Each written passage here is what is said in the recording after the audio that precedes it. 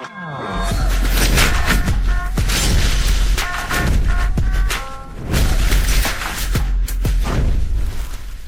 guys, it's me Simo Orahara, and in this video we'll talk about Ichigo and the Soul King. But before we dive into the topic of this video, I need some of your reactions. Click like if you like the video, give your feedback through a comment, and don't forget to subscribe to the channel if you like the content. And if you want to support me, you can be a membership in my channel or through super thanks, or support me on Patreon. And as always, a big thanks to my supporters.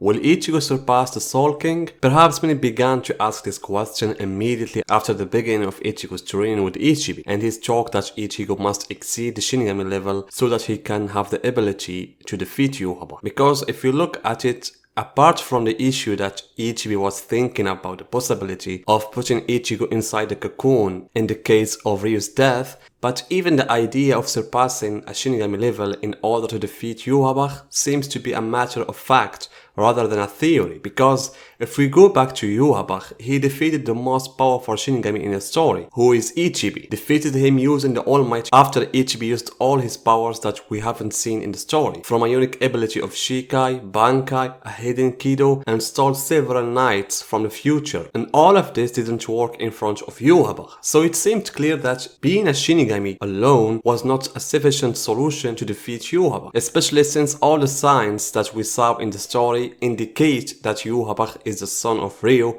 and more than that, Yūhaba has the All Might, which is the main obstacle to defeat him, and so this gave us a broader understanding of how Yūhaba's defeat should be. The opponent of Yūhaba must be someone who is close to Ryu's level. That's why I asked this question. Can Ichigo approach Ryu's level, or can he even surpass him? So to start to answer this question, we must talk about the strength of Ryo in Ichigo. What are the common and non-common traits between them? So first of all, we don't know what is the origin of Ryo. All what has been said is that Ryo at some point in time appeared with other people with extraordinary abilities. Did they come from somewhere else? Did the universe create them? Is Ryo someone's son? We don't know. What was said about him was that he had abilities close to omniscient and the ability of omnipotent, and that he was also human, Quincy, a Shinigami with countless Fullbring's abilities.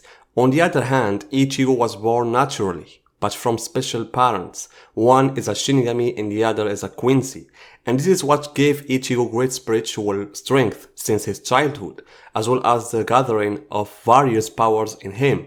Shinigami, Quincy, and he has also the power of Fullbring, and also the power of Hollow. Thus the common points between Ryo and Ichigo are that they both possess 4 common powers, while Ryo didn't have the power of Hollow. On the contrary, in the original world, he used to fight Hollows. Therefore, this is considered the most important point in which Ichigo differs from Ryo. Ichigo has 5 powers instead of 4, and in the anime, when Ryo's eyes were reflected on Ichigo, 4 eyes appeared. The main eye of Ichigo completed the 5 eyes, which means 5 powers. However, Ichigo's body is still far from Ryo's miraculous nature. It is true that both of them possess multiple strength, but when we talk about Ryo, we're talking about a person who has every piece of his body representing a source of special power. His right hand is Mimihagi, was the one in charge of stagnation and had a special entity of its own. In his left hand, Pernida has seen itself from the start as a Quincy and has its own power based on progression, while his heart was given to Girard, and it gives him a great strength. The strongest Shinigami couldn't find a way to defeat him. As for the Fullbring power of Ryo, Ryo had countless abilities. In addition to this, his body parts were what enabled all the humans who were born and part of Ryo inside their mother's womb to gain the Fullbring power. That's why every part inside Ryo has a certain power and can give a certain ability. And maybe this is what Yūhaba has been doing with this generator. If we say that Yūhaba is the son of Ryo and has some of his power, this can explain why Yūhaba was able to give this generator the abilities that they have now. It's like the shift he put in them like a fragment of Ryo, which automatically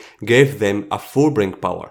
Anyway, I will talk about this topic in a specific video. But looking at Ichigo now, he only has 2 powers with special awareness, and they are Hollow White, which represents his Shinigami powers, and the Osan, who represents his Quincy power. While the Fullbring power of Ichigo, we don't know the exact mechanism of its work and its ability, and here we will find the distinction of Ryo in this regard. So I see for Ichigo to jump to Ryo's level without going into the training of Ichibi just to be a vassal, he must develop his own power through having the Hogyoku inside him. Yes, the Hogyoku is something that I see that can make him at the level of Ryo and even gave him other advantages. Because in the novel, when Tokinada wanted to make Hikuni as Ryo's replacement, he made him a multi-powered person who had all the powers known from the Shinigami and Quincy and Fullbring, but that wasn't enough for Hikuni to actually be the next Ryo. Tokinada needed the Hogyoku. For that, he asked Ora to capture Orohara in order to make him create the Hogyoku. And in this context, Ora had talked to Orohara about the Hogyoku and about what if Orohara had given the Hogyoku to Ichigo. Orohara said that if the Hogyoku had been given to Ichigo,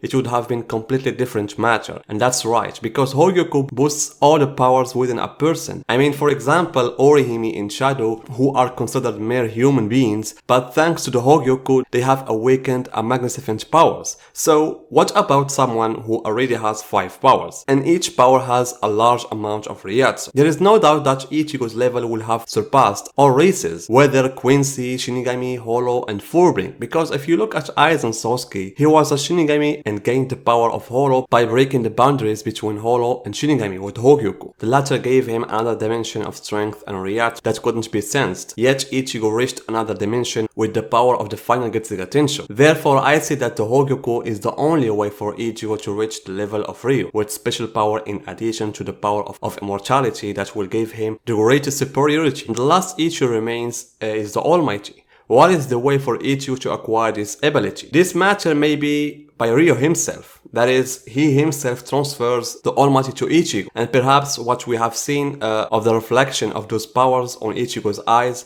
is only a sign of this happening in the future, or it could be another way to awaken that power. But in the end, as appears to you that if the Hogyoku is present in Ichigo's body, I see it as the best solution to reach such level. But looking now to the path of the events of the story, I don't see this happening. What I think is that Ichigo will be able to be a vassal of Ryo's power. However, he will depend on his true powers, especially the real Bankai alongside with the plot of Yurio's arrow. I mean, he will not become the next Soul King because this will not serve the plot of the end, where Ichigo will marry Orihime and give birth to Kazue.